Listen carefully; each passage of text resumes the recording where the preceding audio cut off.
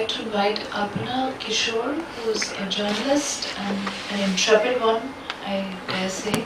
And we have not one, not two, but actually 3 articles by her. Or 2 very long articles by her that we've carried in this issue. So please, Alpana.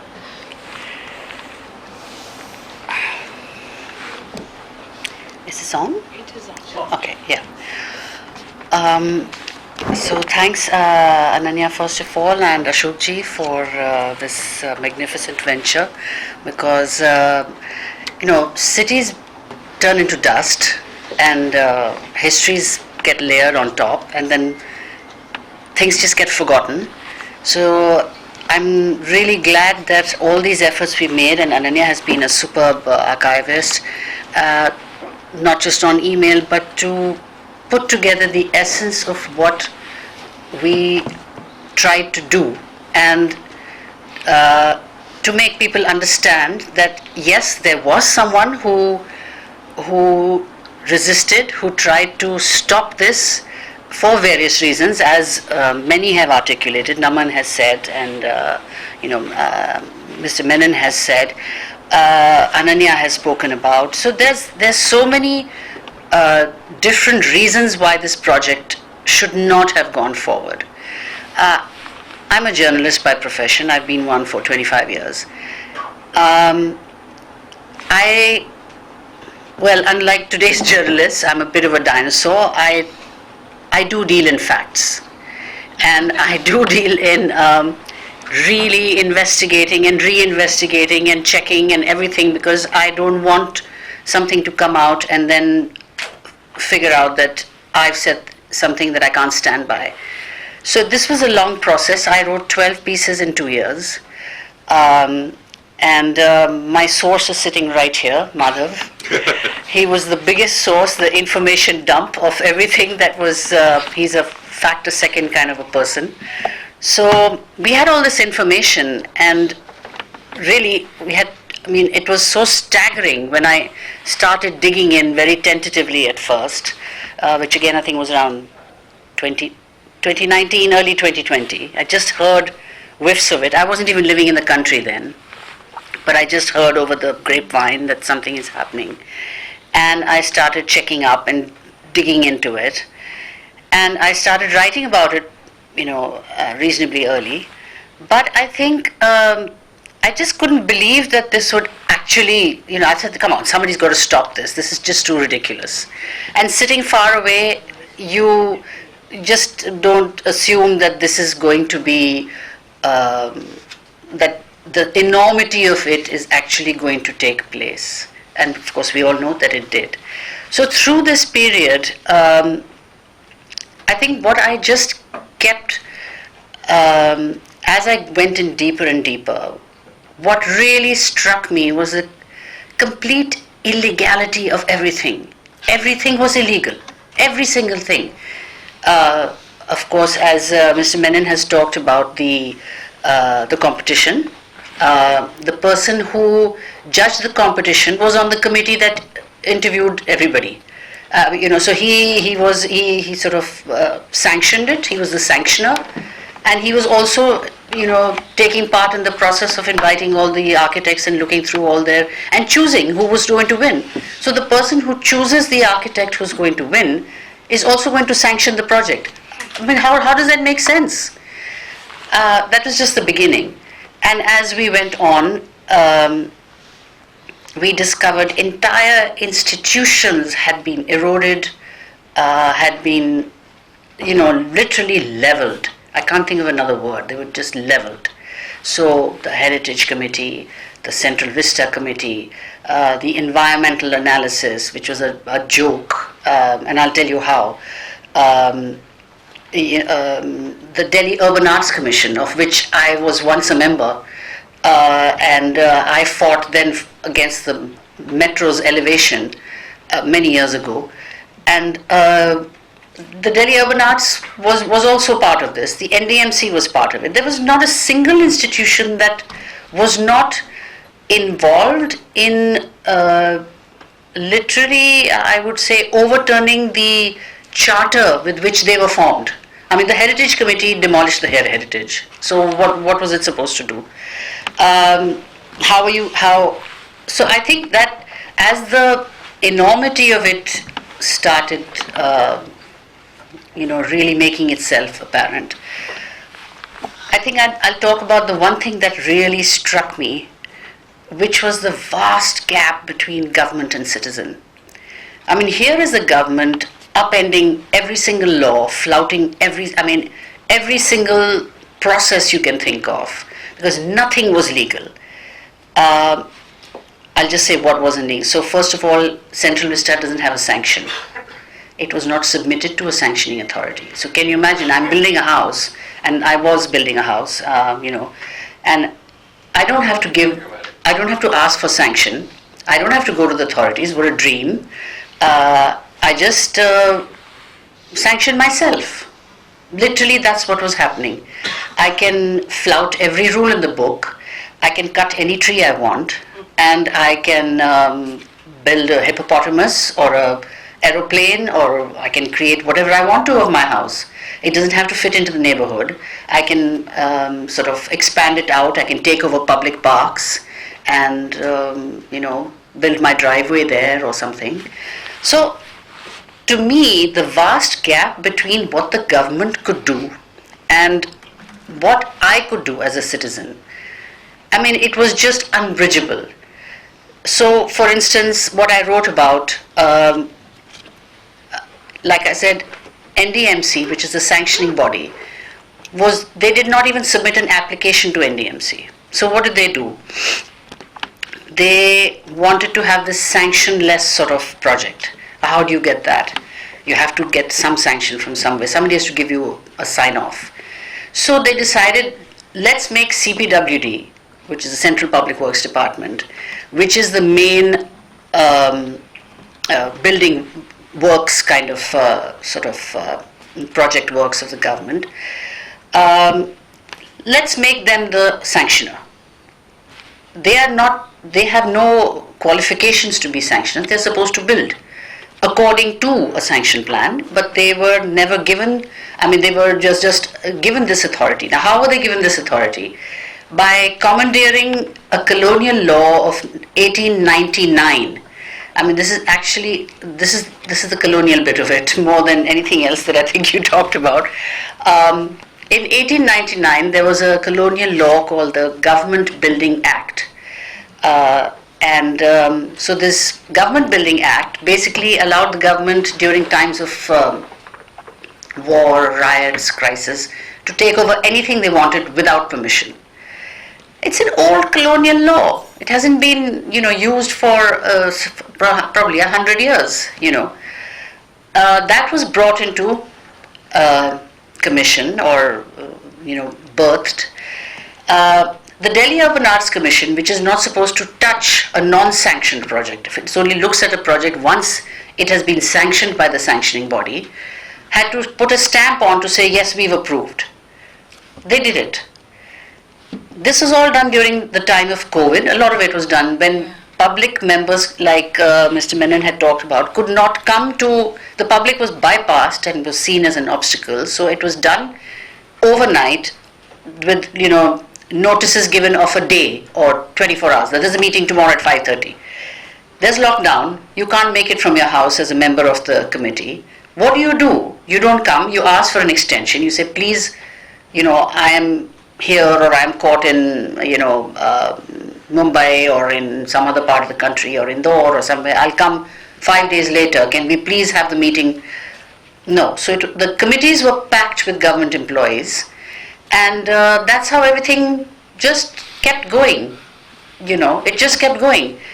The public has absolutely I won't even say a say, because they had some, I think 1200 or 1300, 1292 I think was the figure if I'm not wrong, objections filed. Notice was given for I think 48 hours or something like that, yeah. Not even 24 hours, huh? 1292 in 3 hours.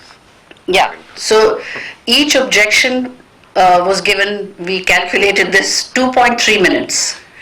And there were 1300 objections, all of which were filed and put away in some dusty corner in some office. So again, the question is that are we just voiceless herds or sheep? I mean, are we just to be just look on as? I've had this argument with a lot of people. They say that if you elect a government, then the government has a right to do what it wants to do, because after all, it has been elected by the people.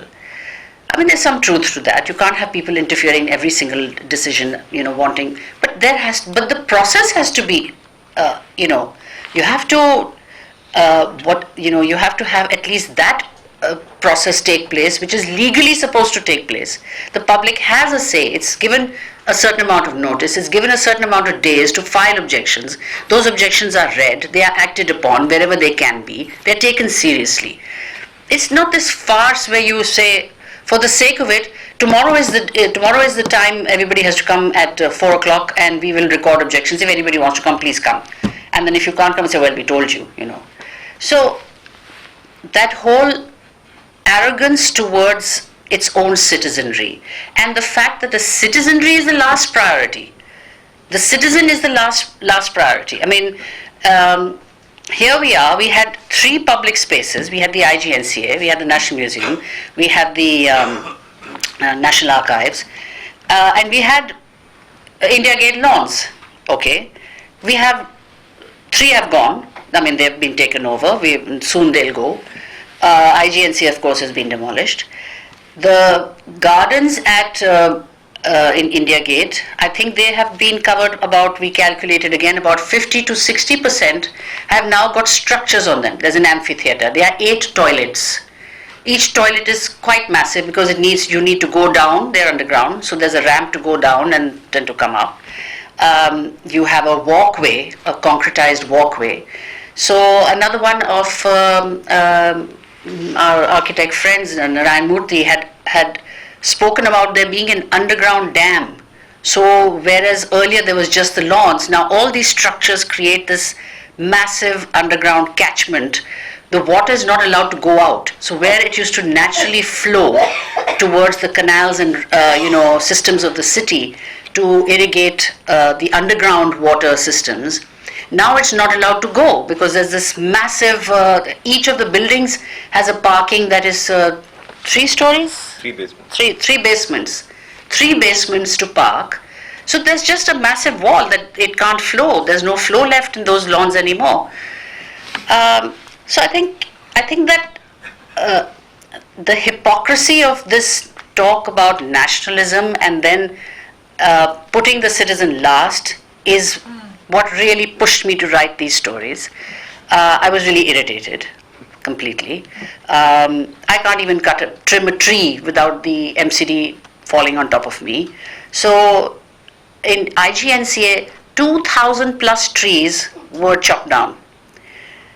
I mean, it was called a deemed forest. There's a law that says that if you have a certain amount of trees that is above a certain number in a certain place, it is called a deemed forest, and then forest laws are applicable.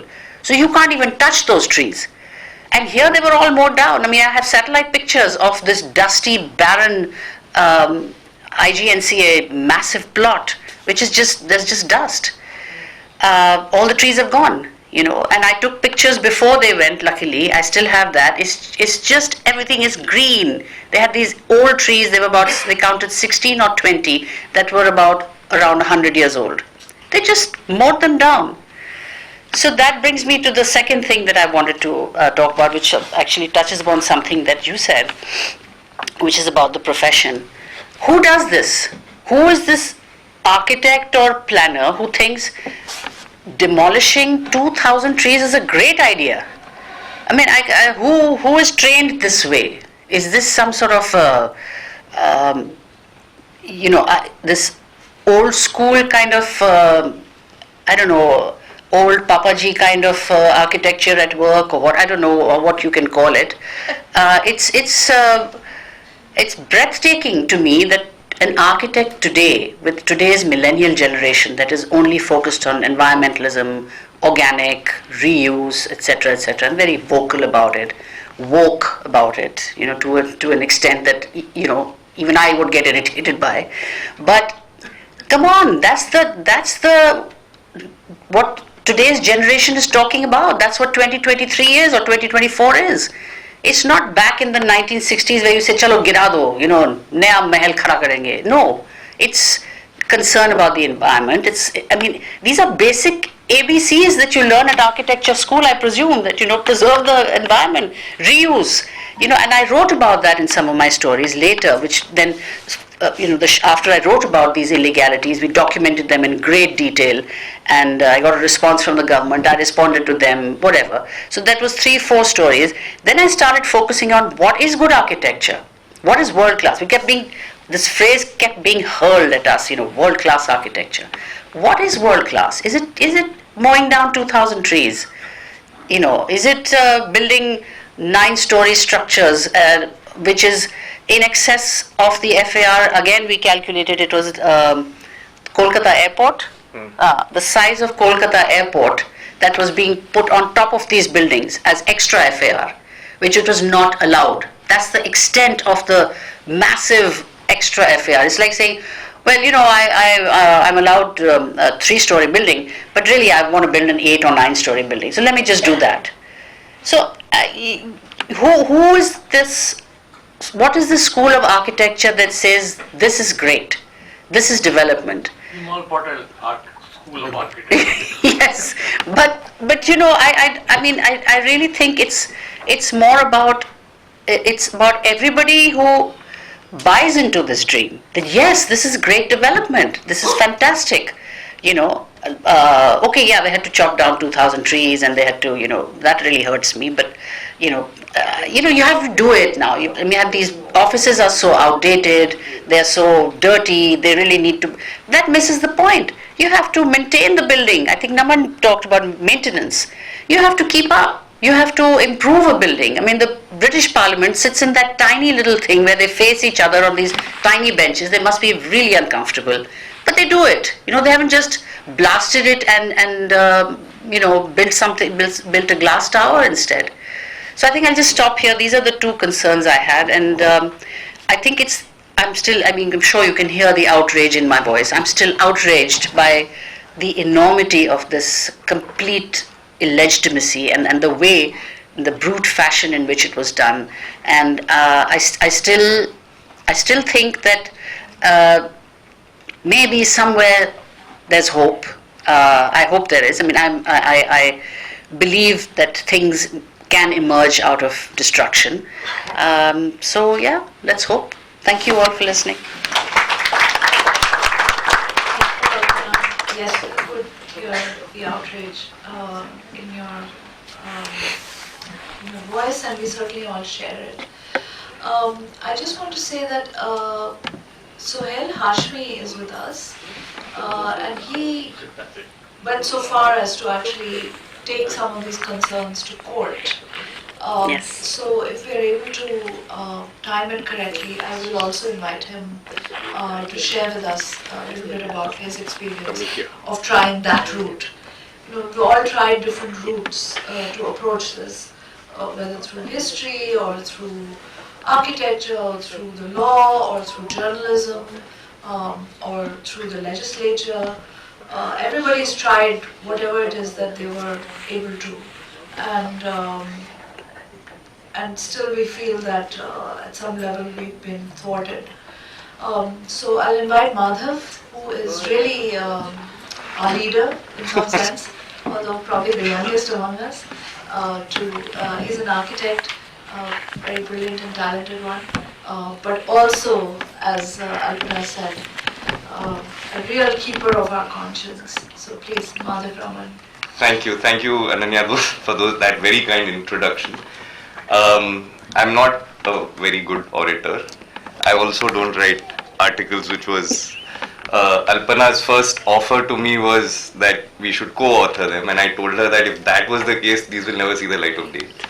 So I was very happy to hand over all that I knew to her, and she very meticulously and very argumentatively put it together. I can vouch for that.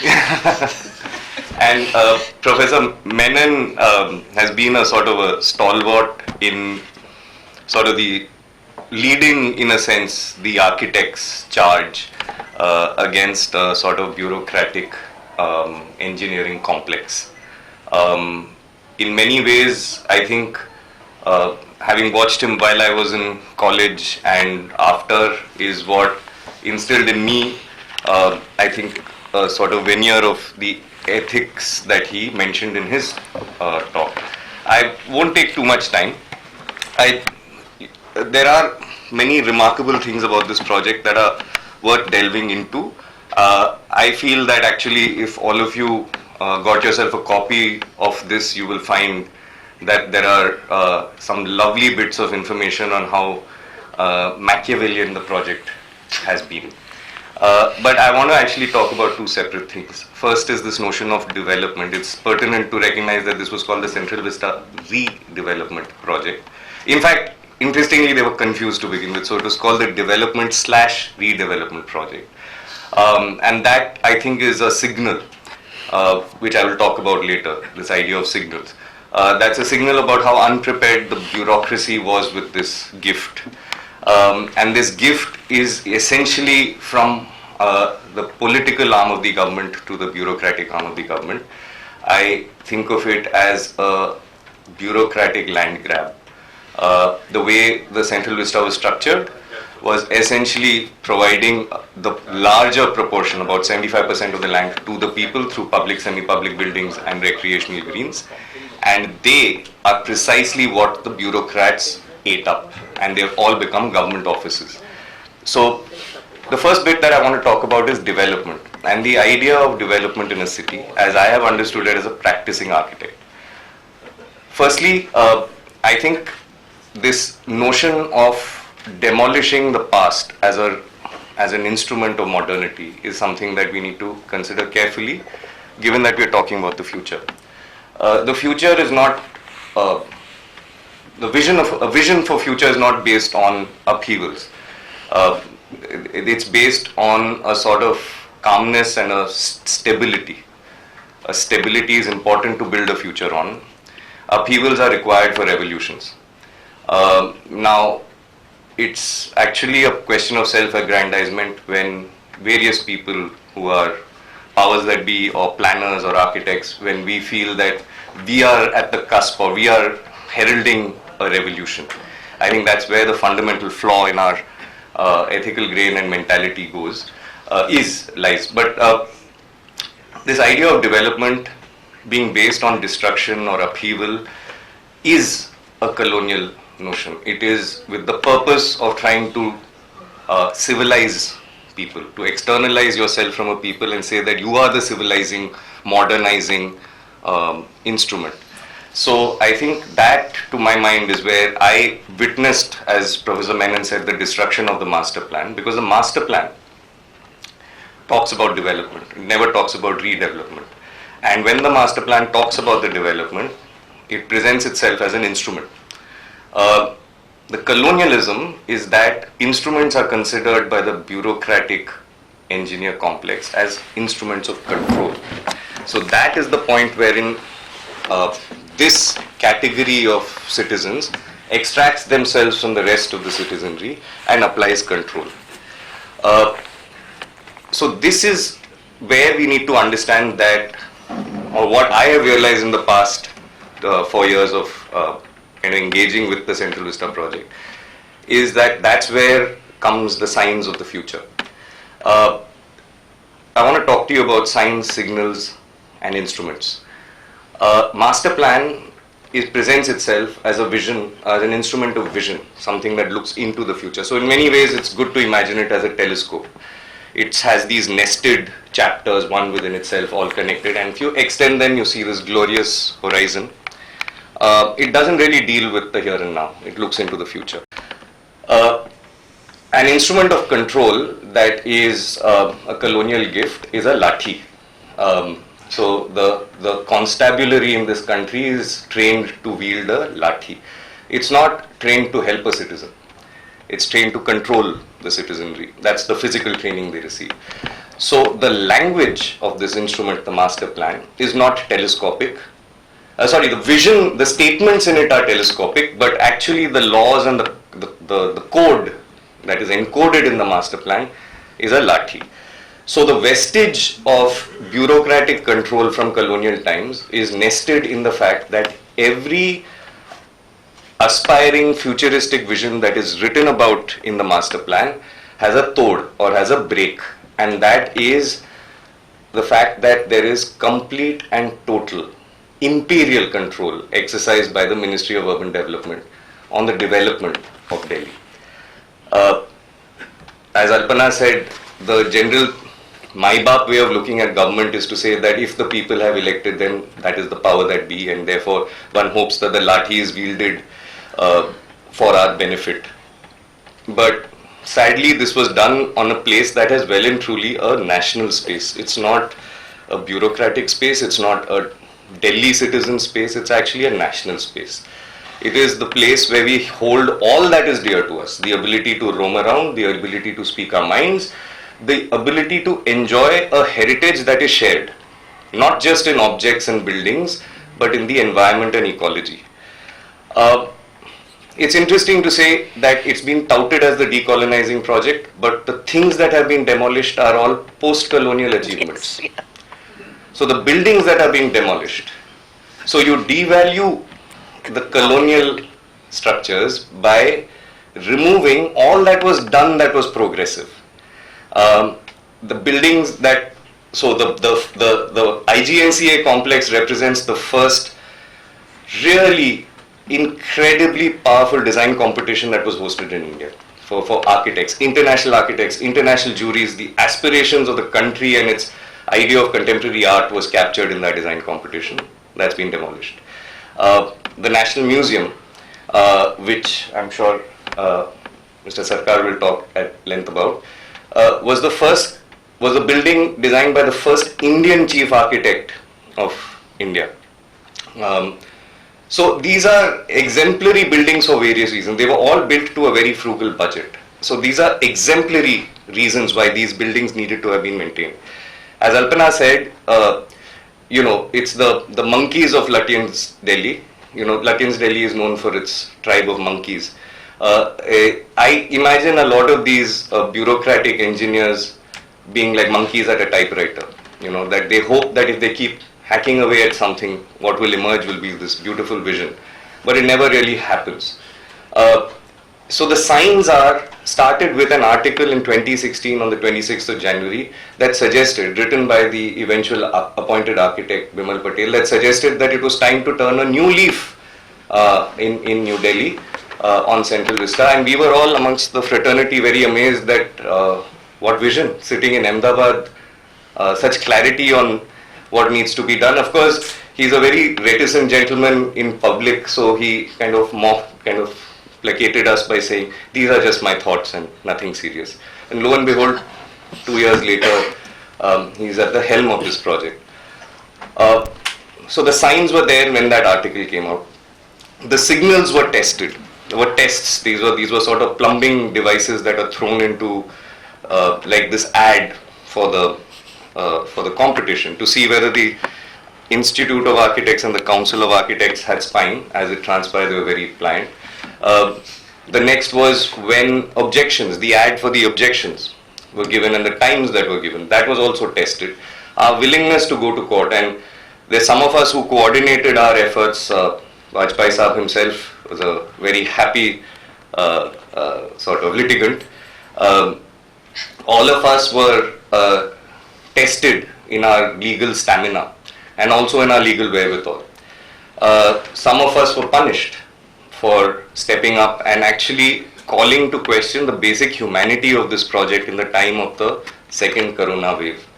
And the instrument in those cases were judicial, perspectives or judicial averments, which included the fact that even though both the State Council and all our learned council were arguing that this is a very unique project, it's a project of national importance, the majority, the author of the majority judgment took the view that he would view this as if it were any other PWD project, completely devaluing the fundamental fact that judges themselves value that space as a national space. So there were all these sorts of instrumental ways in which signals were given, depths were plumbed. None of them were telescopic. They were all myopic. For me, the ecological question is the largest question. I think ideas of nationalism, as an architect who is a product of liberalization, I feel questions of nationalism for me go far into the background. It's much more about what resources we have left to build in the future. I still hope to have about 25 years of my career left. I don't know what I'll be building in or building with and what I'll be building in another 20 years. I certainly know that the instrument that I believed in, which was the master plan, has been smashed to smithereens. So as Professor A.G.K. Menon said, the floodgates have been opened in terms of what imperial activity can be undertaken in New Delhi. There's another set of floodgates that was opened last year when the entire area just east of Central Vista were completely inundated by the Yamuna. She is the most anti-colonial entity in this country, I believe. I think there have been at least 3,000 years of attempts by various people in this region to try and control her flow, and she has always resiliently come back and stated her opinion. The Yamuna. This river showed her face in Central Vista last year, or immediately, I think a week after the inauguration. And this embankment that has been created in the center that prevents the runoff from the Raisina hill to percolate under the Central Vista and find the water to find its way to the floodplains, which is the real aquifer for the city, have now been dammed. It was cleared. It used to be a marshland when the British decided to build their city on it, and they cleared this by making canals that took away water from the center, but underground the water still flowed. Now, because we have these triple basements that are marching along the Central Vista, it's actually canalized. So I suspect now every monsoon we will have the pleasure of a riverfront in the middle of our city. And that's another sort of way of looking positively in the future. Floating garbage. Well, it depends on how many files they get rid of on top of the hill. No. And I think so many toilets floating garbage. that's true. So I just want to. So this is me in a lighter vein because I think I'm a little underqualified to dig deeper beyond this. But there are some remarkable things that I've had occasion to hear from the architect, Vimal Patel, including the fact that he intends to build tunnels under Vijay Chowk in order to connect these disparate arms of the government. And I just want to say that, we are in a seismic zone. We are in a fragile hydrological cycle in the city. We are also a young nation that deserves the sort of liberal approach to urban design that a young nation should have. We are not a dying population yet. There is no need to mummify and preserve the city in the way it is being done in the Central Vista. I do not feel that anything in that project represents anything to do with the nation. And I'll end here, and I will, I think, ask Jawhar Sircar to tell us a little bit more. Thank you. Thanks, Madhav. Actually, it was thanks to both Naman and Madhav that I had an opportunity to meet the architect, Vimal Patel, not once but twice. Once he was a guest of Naman's at JNU, where he faced a battery of questions, including by Kavita Singh. And another time he invited me for a walk along the Central Vista. And Madhav and I went together, and we were quite skeptical of what he was trying to get us to see, which was not there. So the emperor had no clothes. But really, you've had, Jawhar, the most sort of open confrontation about this of any of us, perhaps. And we'd like to hear from you how it felt to try to bring this up in Parliament in your letters, in your stream barrage of letters that you've been writing, and where you think this is going to go? Thank you. I must compliment both the Vajpeyis and those who got together to get this compendium in print, because we do require these contemporary records. We do require, when we fall back on who thought what and what happened, the correspondence between Lutyens and Baker and not so nice letters show the contradictions within the system. Now, each one of you have actually done much more than me, and I step in twice, and both the steppings are interconnected. Once when I was elected as Culture Secretary for absolutely no fault of mine, and I lasted again for the longest tenure, again for no fault of mine. Now, and then when I was dragged into this position, made an MP again for no fault of mine. So they two are interconnected in the sense that while serving culture for a long time, one was aware of those very historic and romantic moments when India was being thought out, a part of India. And I had this very vivid picture of two smoking gentlemen, both hard smokers, Pandit Nehru, who had reached the crossing of Rajpath and Janpath, Kingsway and Queensway on a cycle, and Maulana Azad, who had gone in an open automobile, and standing there and discussing what they would do to the four spaces. Only one of them had come up, the National Archives, partly. It's amazing. The other would be the National Center of Arts, Indira Gandhi. The third was slotted for the National Museum. Yeah. And the fourth corner, which has been usurped, appropriated, utilized, whatever you say, by the Ministry of Foreign Affairs, was also meant for the art. No, first for the art, National Art Gallery, which refused to budge from Jaipur House, and then for the National Library, which again refused to come from Kolkata. So this was the plan on which we were standing. So to describe the Central Vista as colonial, fully colonial, and to describe the Ahmedabad Walk as fully post-colonial, I mean, these are all, it's a matter of semantics. Now, having faced it, having known the facts behind it, one felt a bit sentimental, more sentimental than I would have been had I been made Secretary Gobar Gas or Secretary in charge of space or whatever obscure subject that I could still be.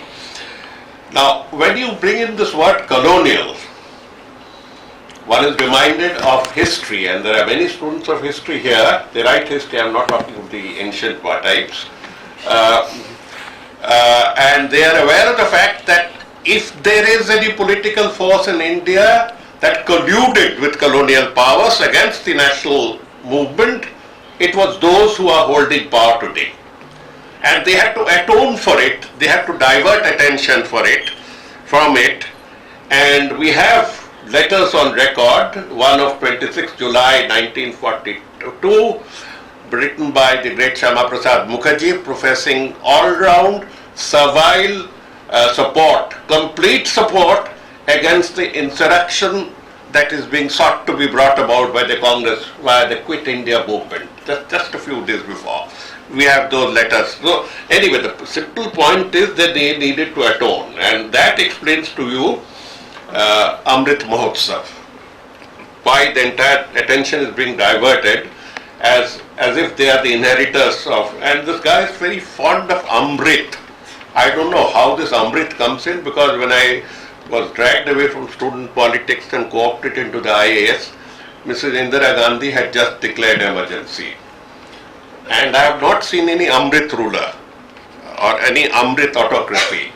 And this one is also on the way out. It's a departure lounge. You can take word from somebody who has dabbled into politics for again no fault of mine. Now, yes, Wish.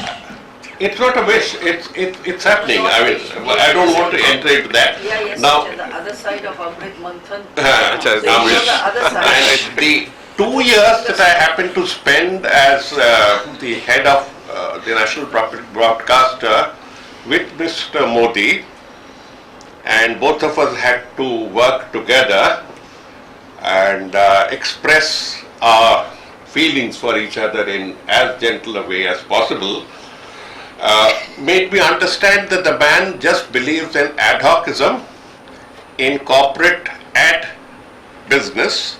He thinks some bright bureaucrat comes over and gives him some buttery idea, and next morning it's converted into one of those, he plays Scrabble games with words so that it becomes Ayush, Ayush and all that stuff, and it's out as a scheme before you understand. Now, this abnormal, abnormally mild way I can describe my boss. He wasn't actually my boss because the statute made me free, and I behaved as such, and had to quit before time for such behavior. Now, it made me clear that this man had a massive chip on his shoulder about the educated classes. He of course shoves this animosity towards the English educated classes, but I'm sure he would also pass it on to Mr. Vajpeyi, Dr. Vajpeyi, if he speaks in absolute fluent Hindi with him, because he won't understand what it's all about. So this, he had to take it back. He had to take it back, and I'm saying as somebody who has worked with a very bad driver that he had to take it back, and that is the origin of the Central Vista. He had to put a gash on the soul of the captive city, just a rip across the heart, and exactly that's how he thinks. And of course his attitude towards the more educated ones who understood the nuances of the Central Vista before and after independence, etc., were special targets are the Lutyens gang, the Khan Market gang, the IIC gang, and perhaps all sorts of things. Now, to do this, there's this thing about the crony architect, and this is where we are getting material. My whole exercise was to keep them on the wrong side of records. Records are records, and whether we are fortunate enough to have a Nuremberg trial or something close to that, there are thoughts on that whispering for those who have been battered for the last 10 years that one needs to take it back. There are records, and thanks to Madhav, who has educated me with a lot of patience, as he said, and Alpana for her writings, Mr. Menon for his inspiration, and Ananya for keeping us on the provocation mode. We have a wealth of records where we can prove everything that that Alpana has already mentioned. For instance, in December 23rd, this fellow replies to me, this fellow hereby refers to my ex-friend and ex-colleague called Hardeep Singh Puri. Now, he also had a personal problem. He found a foreign service officer 3 years his junior. And you know how bureaucrats and diplomats look at the shoulders to see. So he had this guy 3 years his junior as a senior cabinet minister. I'm referring to another slime called Jaishankar. Now, had this problem, so he had to prove, and he was made minister of state only. He was wanting to get those words off state cut off, and he had to do everything that was possible. Now, we have a wealth of records. In his correspondence, where he gets brutally and uses Modi type language with me, partly revealing his worldview and his vocabulary, it makes very interesting reading. A slice of it has been put in decently by Ananya in the book, which reads just a few letters, but I have placed it all on website And to get to the funny spelling of my name, the monks can't pronounce certain things, and we have to get used to it. Can't spell everything. Ashish Nandi they can. I mean, it's easy. So my name is put in Jawhar, not as Jawhar and all that. If you check up your this thing, just put those words and put .com and it will flow down. Look at correspondence and you'll get the whole sort of a thing. It would make a music reading with Hardeep and me. When I go on asking him, where is your compliance with the FAR? And he says all sorts of things other than reply to this. He questions my lineage. He does all sorts of things, and this interesting correspondence between two. Also mention the lions. Huh? His response that the lions aren't scary. And all sorts of things, and every time I got a frustrating reply like this, I had to sort of sit with Madhav and say, Madhav, what? He said, sir, he did not reply to anything. So we went back. So we have this ping pong thing where nowhere does he invoke the Colonial Act of 1894. 99. Yeah. It's only the last stage, after running out of arguments, when he had been caught there, that he comes up with an ad hoc thing, saying, I have a Colonial Act. So it's like going back to the Sultanate period and finding a similar order, saying, there, this arms me. Mughals were not there. So how can So they go he was, back? History books are finished there.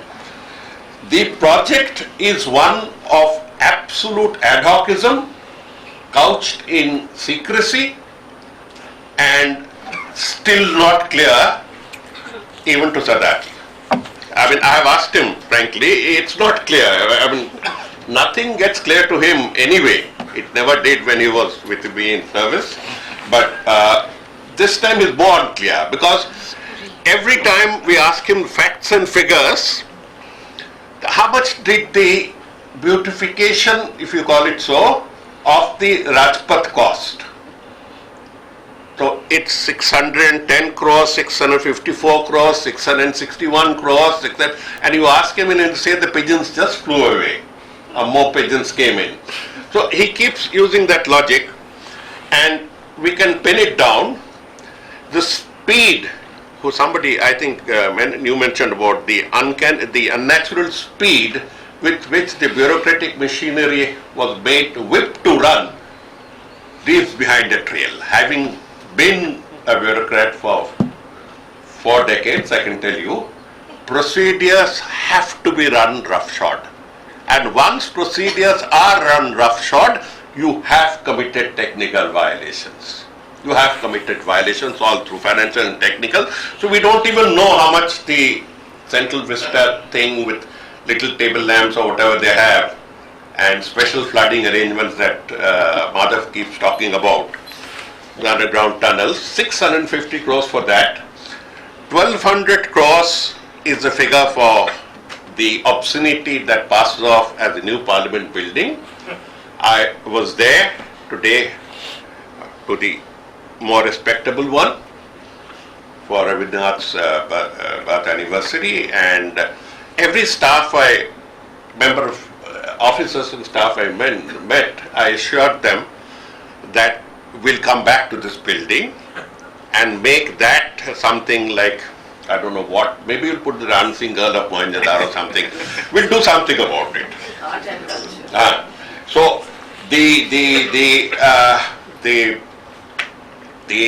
I mean, you don't know how bad the new Parliament building is. I mean, you can't see it from outside. It couldn't make up its mind whether it's a shopping mall, whether it's an evening walk, the colonnade. I mean, just couldn't make up its mind. And I need a guide after 1 year or about 10 months, asking, Bhaiya, ye kahan hai, Rajya Sabha? Bola, sir, notice. I said, हाँ. So you keep asking people, and some of them say, हमसे क्यों पूछ रहे हैं, आपको guide लगता? So that sort of thing. Typical Delhi reply. Now, Parliament, there's a huge amount of correspondence on only the Parliament building. Now, I used my excursion into politics, which I hope will end in due course in a couple of years, to actually get into the devil's lair to see what the operations are all like. And this experience of Parliament is the one that I've given the tip off in this book, and the main correspondence, as I said, is available on my website. You just tap my name and tap my website correspondence, it will drop out. The interesting part of parliamentary democracy, because you all mentioned about the destruction of institutions, I am not even referring to a small piddly little figure of 146 MPs being suspended. Never before in Indian history or any history have we seen that. I am referring to the sabotaging of the functioning of Parliament that I am placing on record. Questions are just not listed. They are supposed to get into a lottery, but some sleight of hand or something keeps happening all the time. So there again I am listing 23 times I have asked him questions on Rajpath, New Parliament Building, CCS buildings, and the National Museum. Only him means only Puri. 8 or 9 to the Culture Ministry, 6 or 8 to the Environment Ministry. Somehow the Environment Ministry and the Culture Ministry questions keep popping up. So we get replies on record. But urban development, they just don't appear. So there lies a tale of how you can tackle parliament democracy, and you don't need to actually burn the Reichstag. You don't need to burn the Reichstag. You can have little Diwali lamps inside to heat it all up. We are still not sure about facts, but there are only 2 ways we can get it done, 3 ways. One is by asking questions, getting written responses. We have enough, some amount. By questions, I mean questions on the floor of Parliament, where I have not been eminently successful, but been able to place across the points what you and I feel about these things.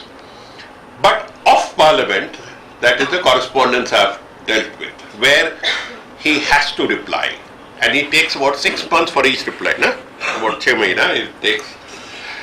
So we have 4 or 5 components. We have the Rajpath decoration or redecoration and inundation done. We have the Novorish New Parliament building upstanding, confusing.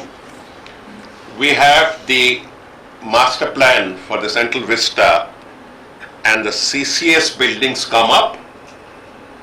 I have, as I said, served almost 2 decades here in as many buildings as possible, and I have never felt the need for joining the buildings. There is no crying need from the bureaucracy to bring in those Soviet-like structures one after the other, the unimaginative stone scaffolding boxes, like Bata shoe boxes. We don't need them. But what he is doing is fulfilling a Marxian prophecy. He gets 50,000 people from different parts, 50,000 bureaucrats from different parts of Delhi onto close-by buildings. Boy, I'm waiting for the central service agitations on Rajpath. He gets 50,000, no? So we'll get what is called the Marxian antithesis work on this. Nobody asked you to bring 50,000 of them together, so you've got them. So watch it when many of you are much younger than me, so watch it when you see Rajpath being blocked by 50,000. Huh? But before that, every day when they leave at 5 o'clock. Yes. Even when they leave at 5 o'clock, so don't stay anywhere near. It's his revenge on the central area, the CCS buildings, and finally on the National Museum. We can say with some satisfaction that there has been a pushback. They have given in writing that they aren't making the stupid mistake of carting 2,06,000 artifacts to a storage space and then bringing it out. It's all in writing. People who know museums, Naman does when he is available in India, occasionally. So he would be telling us, so Kavita did, that shifting and preserving an artifact is a very skilled thing. It's not a CPWD lighting. You just have a light come up, eat into the paintings of a Mughal miniature. These are things, this gross illiteracy all around about how to maintain. So the Culture Ministry finally realized that they can't cart it there. But the fact of carting it from the National Museum to the North Block itself is fraught with danger. Number one. Number two, you got to make everybody go up the hill. While the nation goes down the hill, everybody has to go up the hill. I can't with my knees the way they are. And how do you put in a national museum into a pair of impressive buildings that actually houses cubby holes for bureaucrats? Very high ceilings to ensure that you require more air conditioners than necessary, very small rooms. How do you do it? Museums nowadays are built around prime objects. And here they're going to drive in. I mean, I've tried to imagine, because I've had a lot of time in North Block and South Block, wondering how on earth can you retrofit these buildings into a museum. And then he says he's already got the tagline from his ad agency. Kya naam diya? Geo something like that? No, Geo is for his buddy. Yugi in Bharat. Huh? Yugi in Bharat. Yugi in Bharat. So he's already got the tagline from this thing. And he says that the space will be more. Now, the minimum of architecture and planning that I've learned from A.G.K. Menon and from Madhav, I can't see how more square feet can be shoved onto lesser square feet. I just can't understand. I mean, what arithmetic are you talking about? So the next fight, the next visible battle of the bulge will be on the National Museum. On the National Museum. The Vice President has already vacated his house for a better place, I believe, which means I stay opposite him, which means that my side of the road will go. Vigyan Bhavan will not carry so many sentimental memories, but though it should.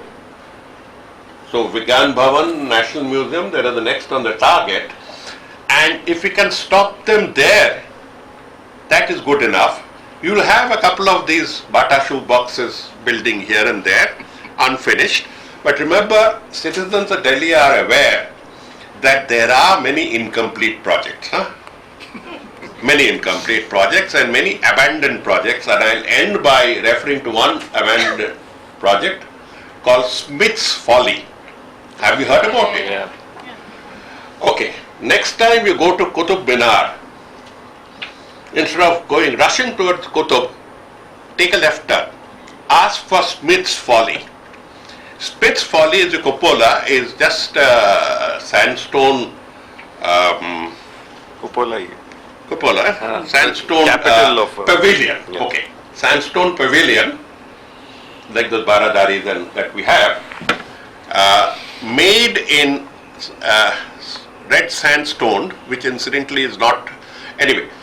And this was made by Colonel Robert Smith in 1828, when he was told to touch up the Qutub Minar. He felt it looked kind of odd, it doesn't have a crown. So he made it as a crown to the to the Qutub Minar, and it was hauled up. And from 1828 to 1848, it was there. Until in 1848, it was decided that it was neither matching with the Qutub Minar nor would it ever look. So it was brought down, and instead of destroying it, which Modi and others would, it's been kept on the side of the Qutub Minar as Smith's Folly. So we will have, I hope to see the Central Vista full of such follies, and so Delhi is used to incomplete projects, odd looking things, and it will only add to the heritage of Delhi.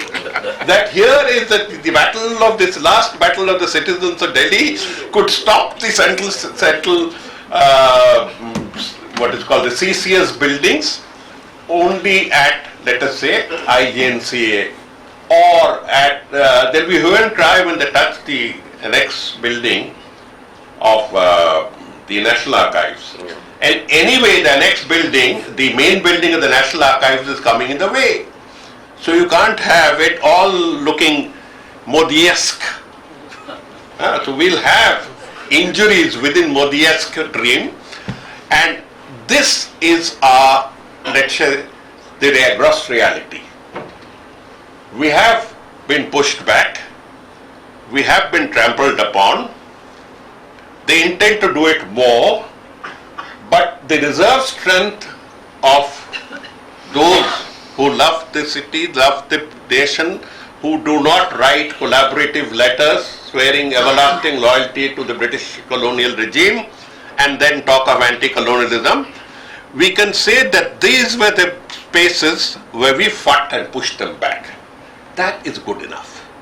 I think that is good enough. So we'll have a couple of these gross looking buildings, and then I would love to see the quarrels that go on in the departments कि मैं नहीं जाऊंगा, नहीं मुझे नहीं जा सकते ले सकते हो, and all these battles have already started. A couple of my colleagues were telling me, looking, sir, we've been told to shift. I said, which one? That we don't know. So this has already started. We are going to have great fun. That's all I can assure you, that it has been a depressing battle, it has been a frustrating battle, it has been a battle where brutality has been used, but at the end of the day, there is still light at the end of the tunnel. Thank you.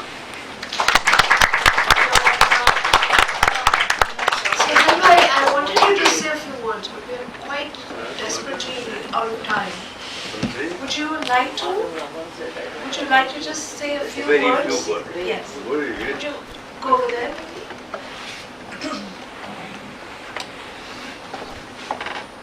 Sohail Hashmi. First of all, thank you very much for bringing out this issue of AROOP with all these, what has been going on for last 4 years, for documenting it, putting it together. And thank you for the opportunity to say a few words about my experience. Well, it is not, most of you would know. We went to court saying, please stop this construction while this COVID second phase is happening, because this place can become a super spreader. We were fined 1 lakh rupees by the Delhi High Court for being cheap publicity seekers. We went in appeal to the Supreme Court. The dates were so arranged for us that we could not go, that our date will not come up before the court went on leave. And so the Supreme Court would give us just 3 days to listen to us and pass judgment. The High Court had already told us by such and such date you have to pay 1 lakh rupees.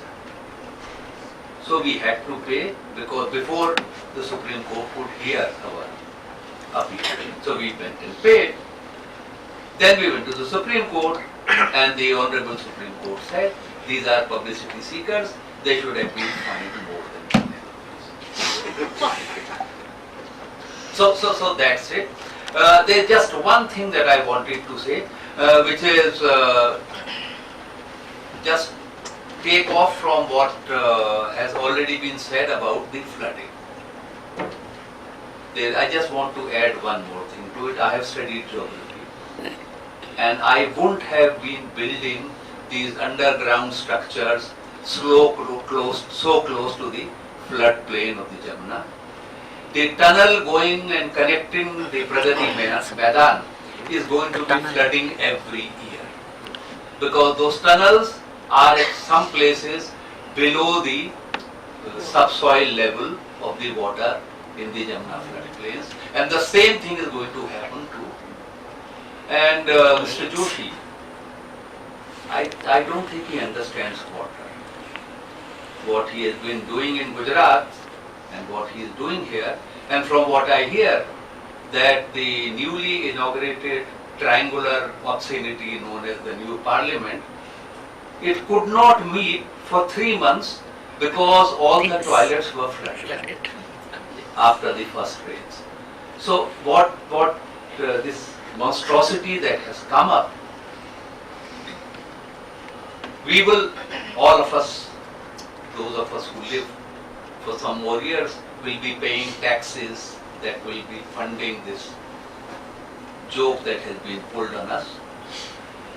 And there is somebody else who's making a lot of money quietly. And there is a hill in Gujarat that is disappearing with all the sandstone.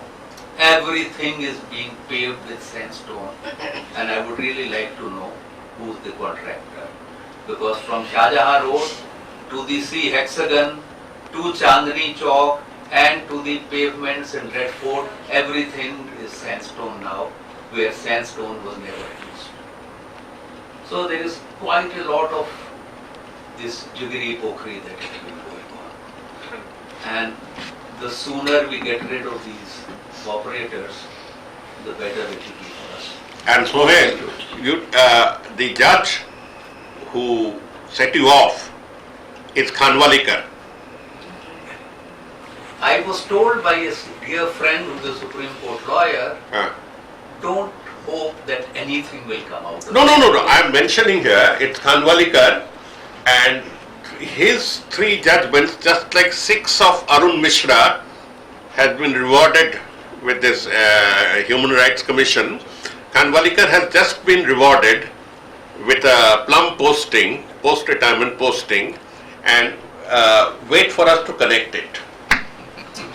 This man has been, this person has been ashamed sitting on the bench and giving pro-government judgments. Had he stopped at that, one would have said, judgment ki baat hai. But he was being abusive to petitioners, he was being rude to petitioners and holding them at fault for ever questioning the mighty government. And one of these case studies is the case study of the judge who finally decided ki aap chup karo. What was the court in session and things like that? And one of the byproducts of this our going there and another PIL is, within 3 days, 2 PIL, people who moved PILs, were fined 1 lakh rupees, and that shuts up anybody trying to go and file PILs. This is a fringe benefit. Our slogan is see you in Tihar.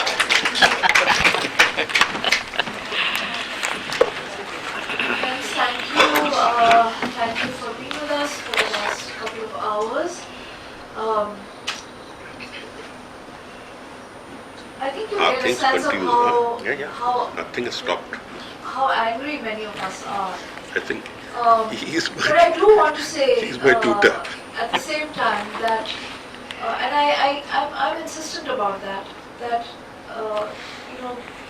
these issues are not personal. These attacks are not personal, the defense is not personal. People are playing the role that they need to play or are failing to play the role that they need to play in a wider canvas of history of the nation. And I quite appreciated your point, Mr. Menon, that this is an occasion for us to take stock of our remit, our moral remit, in the professions that we are in the expertise that we have, in the education that we have, and in what we consider to be our place as citizens of the world's largest democracy, and not just on paper, and that we are driven not by our search for cheap publicity, as Sohail Bhai was reprimanded, but by a sense that we have to do and say what needs to be said and done. Otherwise, there's no future for any of us, not just for any of us, but for future generations of this country, which I certainly hope will far outlive these times, such as they are. Ashish has left, but there's two lessons that I've drawn from him which actually got me interested in this entire issue in the first place. The first was he's written extensively on cosmopolitanism and on cities and what he calls lost cities. And that was my first encounter with Delhi after many years of being overseas, in terms of a series of losses that I experienced relative to my childhood memories. But he's theorized a lost city in great detail, and that's something that I would invite everyone to revisit. And here we are seeing our city being lost in front of our eyes, and despite the laws that should protect it and so forth. But the other thing that he always says, especially during election time, is that tyranny does not last. And he can give you any number of examples of this, but it's a kind of article of faith, and I think it's something that we need to remember and remind each other of, even in these darkest of times. Thank you, friends, for your support, for your solidarity, for your interest, and for your passionate engagement. These are only 4 of about 60 people, actually, who have been very active in this conversation. Thank you so much.